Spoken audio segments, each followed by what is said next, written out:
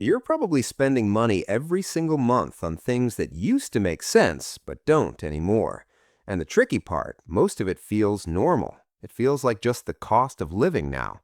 But a lot of it isn't. And once you see it, you can't unsee it. We're in a stretch right now where inflation has hit almost everything. Groceries, rent, gas, insurance, and a lot of people are feeling it every paycheck. So the question isn't really, how do I make more money? For most of us right now, it's where is my money actually going and is it actually worth it? That's what this video is about.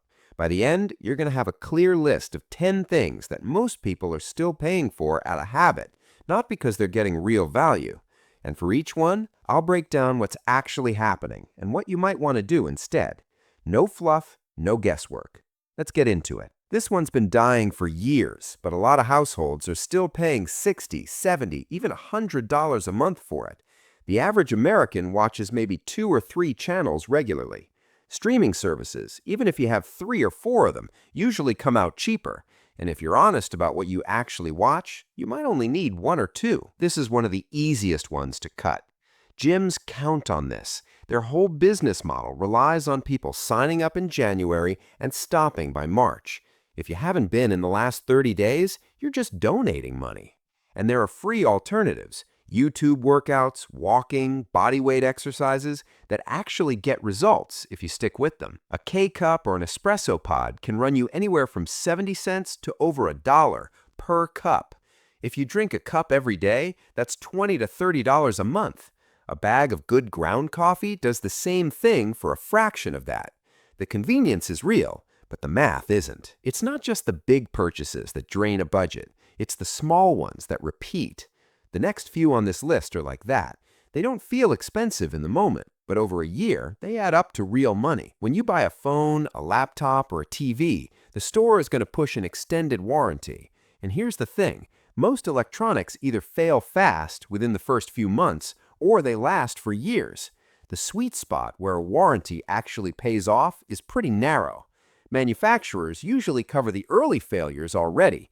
Most of the time, that warranty is just extra profit for the retailer. A lot of people don't realize this, but the price on the label at the pharmacy isn't always the lowest price. Apps like GoodRx or the pharmacy's own discount program can sometimes bring a prescription down significantly. This is especially true for generic medications. It's worth checking before you pay, every single time. Banks market this like it's doing you a favor. We'll cover your transaction so it doesn't get declined. But what they're actually doing is charging you $25, $35, sometimes more per transaction. If you're getting hit with that regularly, it's one of the most expensive services you're paying for. A better move for a lot of people is linking a savings account as a backup, which usually costs $1 or $2, if anything. None of this is about depriving yourself. It's about making sure what you're paying for is actually delivering something back to you. There's a difference between spending and just letting money leave your account. If you have a smartphone, and almost everyone does, a separate landline is almost always redundant.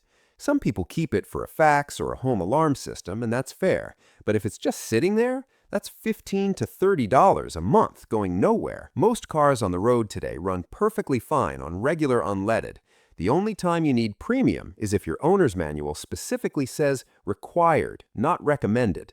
A lot of people pay an extra 20, 30 cents a gallon out of habit or a vague idea that it's better for the engine. For most cars, it's not. A new car loses a huge chunk of its value the second you drive it off the lot.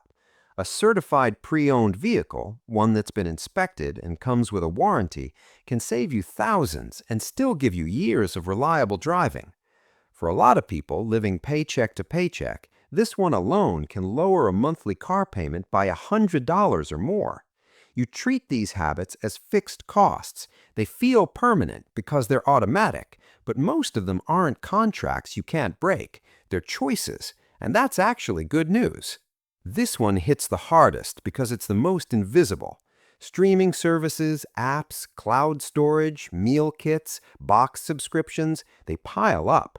Most people, when they actually sit down and list every recurring charge on their bank statement, find at least 1 or 2 they completely forgot about. That's not a small thing. Over a year, forgotten subscriptions can easily add up to several $100s. Here's the thing. None of these are about living worse. Most of them are about paying the same price for something that's actually worth less than you think it is. The cost of living isn't going down anytime soon, so the way most people stay ahead isn't by earning more, it's by being clear-eyed about where the money's actually going. Take the list, go through your last 2 bank statements, pick the ones that apply. You don't have to cut everything at once. Even 1 or 2 changes can free up real money when you're already stretched thin. Real security doesn't come from earning a perfect salary. It comes from knowing exactly where every dollar is going and deciding if it's actually worth it. If this helped, hit subscribe. New videos come out every week on this channel, all focused on making sense of money in the real world. And if there's a financial topic you want me to break down, drop it in the comments. I read all of them.